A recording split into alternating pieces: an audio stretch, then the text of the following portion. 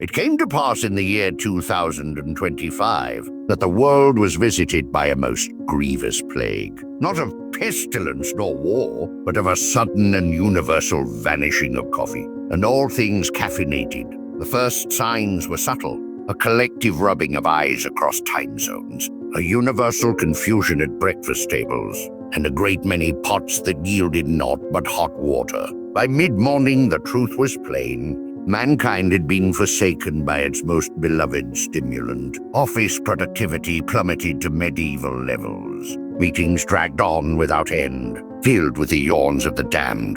The learned men of science, who had previously subsisted on lab coffee of questionable origin, did proclaim that this was no mere shortage, but the very atoms of caffeine had departed from our plane of existence, leaving behind only the bitter dregs of reality. The people cried out in their distress, seeking alternatives: cold showers, effective but cruel; morning calisthenics, briefly popular then abandoned; chewing whole peppercorns, a spicy mistake, pretending to have energy. The corporate solution: by the second week, civilization had devolved into a sluggish parody of itself.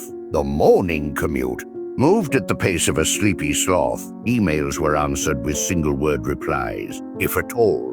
The concept of before noon became purely theoretical. The great cities became filled with despair and unwashed pajamas, for who could muster the energy for proper grooming? The economy reached a new low, not from lack of goods, but from lack of people who cared enough to sell them. We shall surely miss the bitter black brew that made tolerable the waking hours.